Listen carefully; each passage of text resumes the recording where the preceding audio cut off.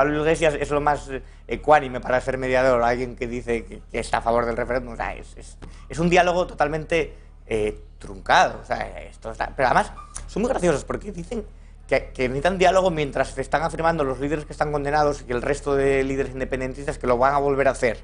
O sea, que ellos volverían a dar un golpe de Estado. O sea, son muy cachondos. Te dicen, no, queremos hablar. No, pero ¿sabes? Si tenemos la oportunidad lo vamos a volver a hacer, ¿eh? Pues claro, esto es un poco... La mesa de diálogo, esto es un poco el acuerdo que tiene Pedro Sánchez con Esquerra Republicana. Y que no sabemos tampoco realmente el grueso del acuerdo, porque no se hizo público, pero ahí tiene que haber cosas terribles, porque se habla de cambiar el Código Penal para que el delito de sedición... O sea, un poco para una amnistía encubierta de los golpistas presos. Entonces, bueno, esta mesa de diálogo no es fiable, es ceder al chantaje, porque hay que dialogar con gente que está diciendo que va a volver a dar un golpe de Estado contra la Constitución y el Estado de Derecho. Como mucho diálogo usted con el juez.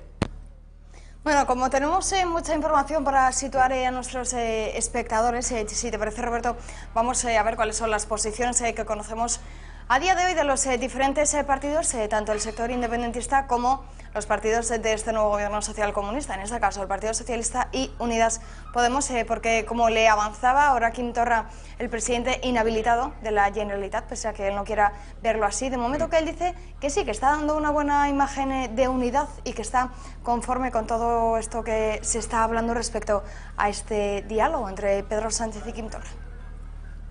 Jo també vull agrair aquesta imatge d'unitat i, si em permeten, d'energia que surt d'aquesta reunió. Aquest país pot aconseguir tot allò que es proposi i, per tant, si volem ser un país digital, ho aconseguirem. Ho aconseguirem amb l'esforç de tots, no només perquè sigui un desig que compartim, sinó perquè ens avalen uns anys de treball conjuntament, dur, i ens avala fins i tot també, si em permeten, d'aquesta experiència que jo també ressalto d'aquestes últimes setmanes en les que el front institucional s'ha mantingut ferm i unit, i penso que hem donat un exemple de com el país respon de manera unida davant d'embats importants. Cuando habla de buena imagen del país unido, en este concepto de país, ¿mete a Cataluña en este caso? ¿No sí, mete? Sí, claro, no, ellos hablan del país, de Cataluña como país, pero... Mira, este estrafalario y pintoresco presidente de la Generalidad que tienen aquí, que además está inhabilitado, con sus teorías que tiene racistas y genéticas y esta idea de ir contra el Estado de Derecho, en el resto de Europa estos partidos los consideran de extrema derecha y los aíslan completamente. A la Liga Norte, el resto a los de la extrema derecha flamenca también, la belga, son partidos minoritarios, bueno, y son grupúsculos independentistas con ideas racistas, con ideas xenófobas, y se les considera como lo que son. Aquí, sin embargo, se les considera, algunos piensan que son progresistas y que hay que dialogar con ellos, cuando en realidad deberían estar, bueno, Torra debería estar seguramente en un manicomio, pero el resto de los líderes independentistas, estos movimientos, la ANC, los CDR violentos, serían grupúsculos antisistema al margen de cualquier tipo de gobierno o de querer entrar en gobierno. Así se consideran en Europa y de hecho los están frenando y silenciando. Bueno, esta opinión de Quim Torra, el presidente, como decíamos, inhabilitado de la Generalitat, yo creo que se aviva y se enciende más cuando escucha también a otros partidos independentistas dentro de esta Generalitat de Cataluña, dentro del Parlamento de Cataluña, porque, por ejemplo, desde Junts per Cat, Laura Borras asegura, hablando de esto del mediador, ella consideran desde su partido que esta figura, este papel de mediador tiene que ser obligatorio para hablar de diálogo entre el presidente del gobierno y presidente de la Generalitat. No entendemos que la figura del relator pueda tener que ver con ningún tipo de presión. La figura del relator ya la había aceptado el gobierno español cuando se levantó de la mesa de diálogo. Es importante que retomemos las cosas en el punto en que se dejaron y, por lo tanto, una figura que ya estaba aceptada, es muy extraño que ahora genere este problema. Por otro lado, cuando uno no tiene nada que ocultar, cuando uno no tiene nada de que esconderse, cuando uno no espera faltar a su palabra, suponemos que no hay ningún problema para que haya un tercero que lo que permita es ese cumplimiento de los pactos o los acuerdos a los cuales se pueda llegar. Por lo tanto, para nosotros no solamente no es un obstáculo, sino que además es un deber, porque lo votó el Parlamento de Cataluña y por lo tanto las resoluciones que se votan en el Parlamento de Cataluña para nosotros tienen todo el valor. Es que no entiendo muy bien realmente la figura del mediador. O sea, ¿el mediador para qué? El mediador ya fue el Tribunal Supremo y los condenó a 13 años. Ese fue el mediador que hubo entre el nacionalismo y el Estado, ¿no? El juez. Bueno, si quieren un mediador, un relator, que hablan del relato, del diálogo, que cojan a alguien de la sociedad civil catalana, que cojan a alguien de todos los que están haciendo oposición al nacionalismo, para que cuente de verdad lo que está pasando ahí, lo que está pasando en las escuelas, lo que está pasando en los trabajos, en los rótulos de los negocios, que cuenten cuando agreden a personas simplemente por defender la Constitución, cuando agreden a mujeres y el lobby feminista no dice nada porque callan cuando no son de su tribu, que cuenten todo eso, que no intenten poner de mediador a Pablo Iglesias o a, no sé, que pongan a Rufián ya directamente para eso, si son iguales. O sea, en el tema catalán piensan exactamente lo mismo, por mucho que lo intenten matizar. Entonces no entiendo muy bien la figura del mediador. Y luego el mediador internacional, pues depende, si van a ser como en otros procesos, que es una pantomima, pues... Asegura Laura Borràs, lo hemos escuchado, que es casi obligatorio esta figura del mediador y además confía en que como los socialistas en este caso no han cambiado de opinión, van a llegar a esta mesa de diálogo con el mismo argumento y con el mismo discurso que han tenido hasta ahora. Y yo me pregunto, ¿por qué Laura Borràs tiene tan claro el discurso de Pedro Sánchez si todavía a día de hoy yo creo que ningún español conoce el posicionamiento del presidente del gobierno? Yo creo que lo tiene claro porque el nacionalismo se crece ante la debilidad de los demás, sobre todo ante la debilidad del gobierno central.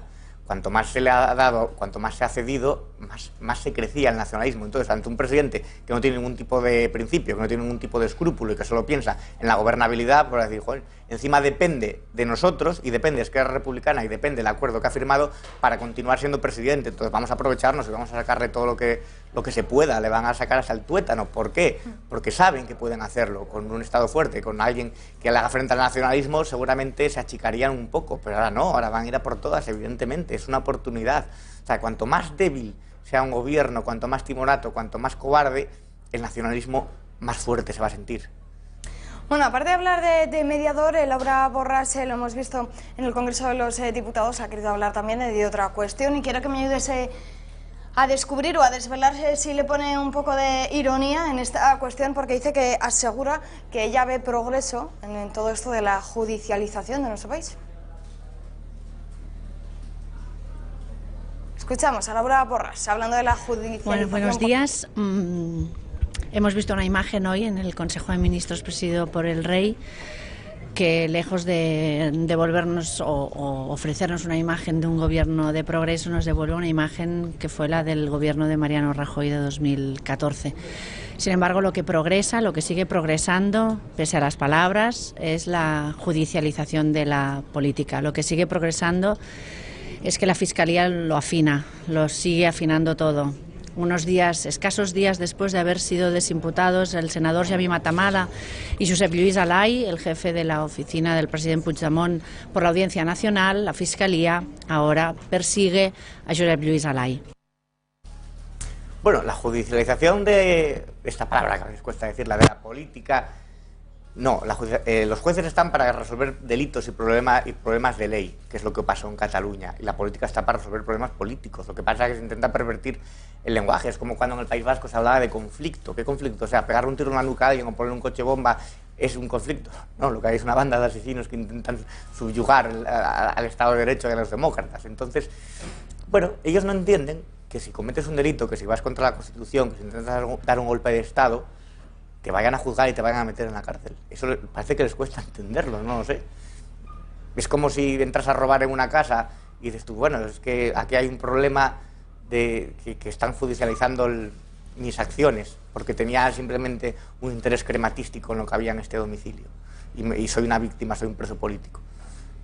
No son presos políticos, son políticos presos por ir contra los derechos ciudadanos de todos los españoles. No solamente de los catalanes en Cataluña no independentistas, sino del resto de españoles. Pero cuando quieren robarte tu ciudadanía y cuando quieren arramplar con una parte de tu país, es un problema de todos, tanto el que vive en Cataluña como el que vive en cualquier otra parte, en Sevilla, en Avilés, me da igual. Bueno, estarás de acuerdo conmigo, Roberto, que estamos hablando de diálogo en Cataluña, y yo creo que esto es un poco que está despertando el enfado, el hartazgo del resto de los presidentes de las comunidades autónomas que están empezando a reclamar, oye, porque solo quieres hablar con el presidente que encima está inhabilitado de Cataluña y no quieres hablar con nosotros. Y por eso, en esta cuestión, Pedro Sánchez ha querido matizar, al menos lo hemos entendido, que quería decir algo así como que él no solo le da importancia al diálogo de Cataluña, sino que también se va a fijar y va a prestar atención al resto de las comunidades autónomas. Y tenemos a la vez que conseguir un equilibrio y una cohesión territorial entre las zonas más densamente pobladas que concentran renta, servicios, capacidad de producción y grandes extensiones de España que están desatendidas, que están en riesgo de despoblación severa. Hay que superar de una vez por todas esta dialéctica estéril en la que nos han metido algunos partidos políticos a un lado y a otro. Por un lado, aquellos que dibujan una España que se comporta como una potencia despiadada y opresora frente a unos territorios desatendidos y sometidos. Y de otro lado, quienes recelan de cualquier diversidad como una amenaza porque tienen una visión uniforme de nuestro país y siguen apegados a una visión de España que acaba en la M50. Dice que hay que terminar con la dialéctica de la confrontación, pero vamos a ver, es que el nacionalismo vive de la confrontación. O sea, el nacionalismo Les gusta, de hecho. es ellos y nosotros, es excluyente. Es decir, que al que tenga pinta de no ser de ahí hay que hablarle en catalán para que no se lo tomen, para que sepan que en esta tierra, o sea, la exaltación del aldeanismo. Es decir, nosotros y vosotros, pues mira, sois colonos, estáis aquí de prestado, pero esta es nuestra tierra. Es un poco esa visión, bueno, un poco fascista, nazi, de razas y de pueblos, el espíritu del pueblo y todo eso, todas esas chorradas. Pues entonces, esa es la confrontación en la que se vive entre los nacionalistas y los demócratas, entre los nacionalistas y los que defienden la Constitución y una España de libres e iguales. Que deje Pedro Sánchez de decir que es el resto de partidos los que hablan de confrontación. El resto de partidos lo que quieren es vivir en paz y que a la gente no se le agreda por la calle por llevar una pulsera de España o no le ponga una multa por poner Bar Manolo y no ponerlo en catalán. Eso es lo que la gente desea, y poder ir a cualquier pueblo a hacer un mitin y que no tengas que salir escoltado por la Archancha o por la Guardia Civil, a filósofos, a políticos, a intelectuales que les van a ir a linchar, porque es como si llegara, no sé, alguien que no han visto desde hace tiempo, hay personas que van a decir algo contrario, ¿no? Y como todos tienen que pensar igual, es el pensamiento unineuronal del nacionalismo, pues cuando ven a alguien ahí que les va a decir que la Constitución está vigente en su pueblo también, pues se asustan. Pues eso es contra la confrontación de la que tenemos que hablar y dar fe, no sé de qué habla Pedro Sánchez. Y sí, debería reunirse con los demás presidentes de comunidades también de la misma manera, con el extremeño, con el andaluz, igual que, no sé si recibido... A Pedro Sánchez le gusta que le reciban como le recibió Torras, es el problema. La alfombra roja, que le saquen la guardia de honor, que le pongan así él se siente un poco ahí subido en su ego.